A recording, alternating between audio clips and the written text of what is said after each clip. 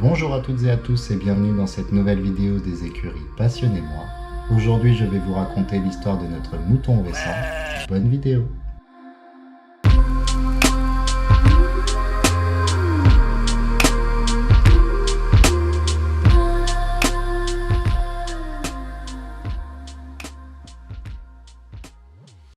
Notre histoire commence peu après les inondations. Un matin où je partais au travail, j'ai remarqué un mouton sur la route qui s'intéressait de près aux chevaux. Il avait des ronces enroulées autour de lui et il semblait un petit peu sauvage, donc je me suis approché de lui et il s'est précipité dans la cour de la maison.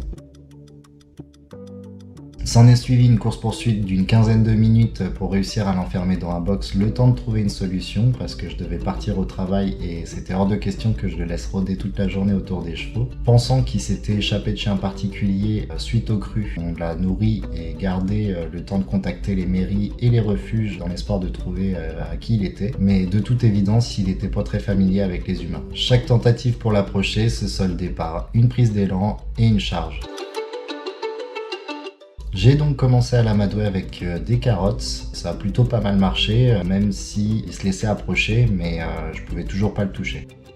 Cette situation a duré quelques jours sans que jamais personne se manifeste pour le récupérer, et les refuges alentours nous ont dit qu'il avait probablement été abandonné, mais nous le saurons probablement jamais. Étant donné son caractère belliqueux et son côté nomade, j'ai suggéré qu'on le nomme Mickey, en référence à Snatch. Tu vas parler à la caravane? Monsieur O'Neill. Ah, arrête ta connerie. Appelle-moi Mickey. Et il en a pas fallu plus pour qu'on décide de l'adopter, puisque le fait de l'avoir nourri et de lui avoir donné un petit nom a généré tout de suite un attachement envers lui. Le week-end suivant, je l'attachais donc avec un câble de fortune pour qu'il puisse brouter et aller à l'extérieur sans qu'il puisse s'échapper pour autant. Alors cette méthode peut paraître un petit peu cruelle, mais pour le moment j'ai ni le temps ni les moyens de construire un enclos, mais c'est bien évidemment prévu, au même titre que pour les chèvres d'ailleurs. Par la suite, on lui a acheté une petite chaîne beaucoup plus longue pour qu'il puisse aller un petit peu plus loin. Il se laissait même caresser, ce qui m'a permis entre autres de lui retirer les ronces qui étaient autour de lui. Et petit à petit, il s'est habitué à cette nouvelle vie. Quelques temps se sont écoulés et on a décidé de lui faire couper les ongles de pied qui étaient dans un état catastrophique, mais aussi de le faire tondre.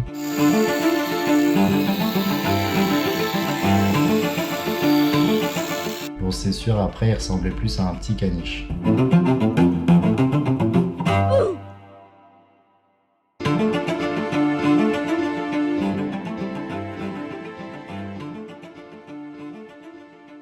Tout se passait pour le mieux et on le déplaçait régulièrement pour qu'il tombe à différents endroits et malheureusement une menace qu'on avait sous-estimée a bien failli lui coûter la vie. Depuis que nous avons les chèvres et le mouton, Tia, notre chienne, prend un malin plaisir à aller les emmerder dès qu'on a le dos tourné. Cela s'est toujours apparenté à du jeu et nous l'avons toujours réprimé pour ça, et eux aussi d'ailleurs, puisqu'elle a couiné plus d'une fois à cause d'un coup de corne. Mais un beau jour, Salomé était partie nourrir les chevaux, et je précise qu'on laisse jamais la chienne sans surveillance, mais on la laisse pas non plus rentrer dans les prés des chevaux, ce qui fait que pendant ce laps de temps, elle en profite souvent pour faire des conneries comme aller aboyer au portail ou emmerder les chèvres ou le mouton. Enfin bref, Salomé était partie nourrir les chevaux et elle a mis un petit peu plus de temps que d'habitude à cause de la pluie qui avait rendu le terrain plein de boue. Et du coup la brouette beaucoup plus difficile à tirer. Et quand elle a eu fini, elle s'est rendue compte que la chienne n'était plus là et elle l'a appelée. Alors cette dernière est arrivée directement, mais elle avait du sang sur la tête. Donc Salomé comprit tout de suite qu'il s'était passé quelque chose et en allant voir le mouton, elle le découvrit tout emmêlé à sa chaîne, recouvert de griffures et avec une énorme plaie à la patte qui saignait abondamment. Elle punit donc très fort la chienne, mais c'était trop tard, il fallait emmener le mouton de toute urgence chez le vétérinaire. Ce jour-là, je quittais donc mon travail précipitamment et nous emmenions le mouton chez un vétérinaire spécialisé dans les ovins. Le constat fut terrible puisque le vétérinaire nous dit qu'en plus d'avoir une énorme plaie à la patte qu'il risquait de perdre, le choc et le risque d'infection faisaient qu'il était surtout inquiet pour sa vie. Il effectua donc les premiers soins et nous donna un traitement à suivre à base d'antiseptiques, d'antidouleurs, de miel à suivre dans l'espoir que les choses s'arrangent. Nous étions dévastés et ce jour-là, la chienne est restée attachée toute la soirée et nous avons eu beaucoup de mal à lui pardonner. D'ailleurs, depuis ce jour-là, on n'applique une tolérance zéro vis-à-vis des animaux avec elle. Mais bon, le mal était déjà fait et nous avons donc commencé les soins matin et soir. Nous allions lui couper de l'herbe et du trèfle avec une faucille, lui faisions ses piqûres et avons essayé de lui donner les meilleurs soins et fort heureusement il a survécu aux jours les plus critiques.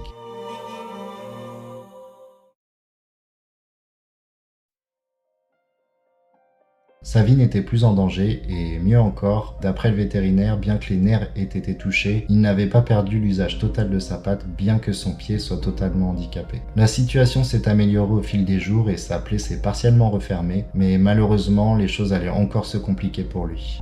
Un soir où j'allais pour le soigner, je décidai d'examiner sa plaie et je découvrais une scène d'horreur. La pellicule qui s'était formée en surface de sa plaie semblait onduler et en regardant de plus près, je découvrais une centaine de larves de mouches grouillantes qui le dévoraient de l'intérieur.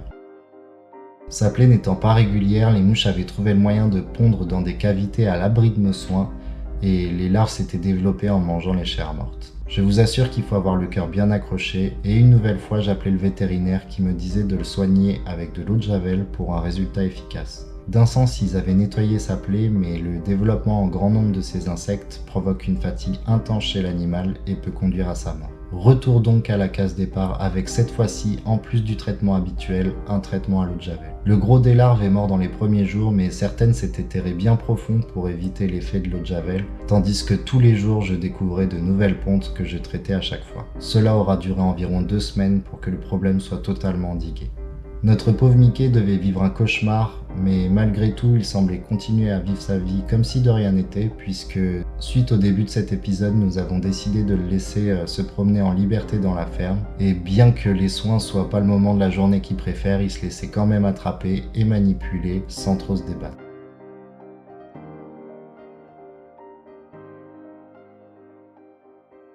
Un bon mois a passé depuis sa morsure et sa blessure, une fois bien propre, avait laissé place à un trou béant qui se résorbait petit à petit. Mais comme le destin semblait s'acharner, il lui restait encore une épreuve à surmonter. Un beau jour, sa patte s'est mise à gonfler et il est resté couché toute la journée et ce n'était pas du tout dans ses habitudes.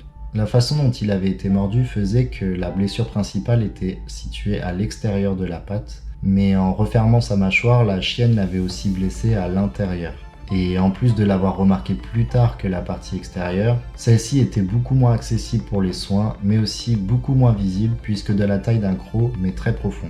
Et c'est celle-ci qui a commencé à s'infecter alors que nous le pensions tiré d'affaire. Nous l'emmenions donc une nouvelle fois chez le vétérinaire qui nettoya sa plaie et, vous passant les détails sordides, lui laissant un trou de la taille d'une prune et un nouveau traitement à faire matin et soir.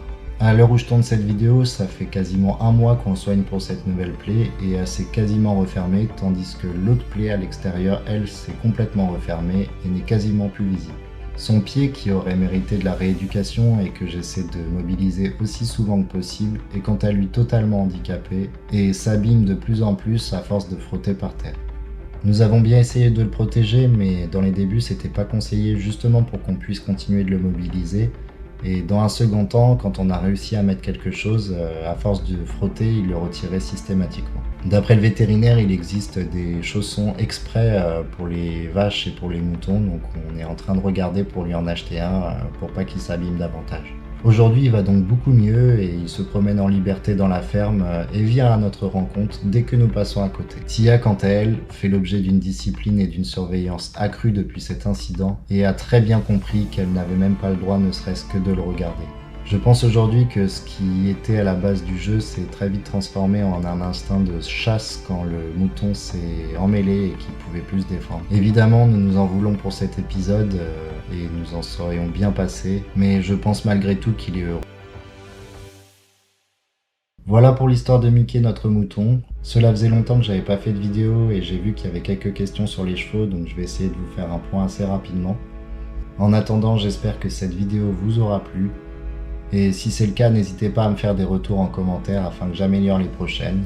Et en attendant, je vous dis donc à bientôt pour une nouvelle vidéo des écuries passionnément.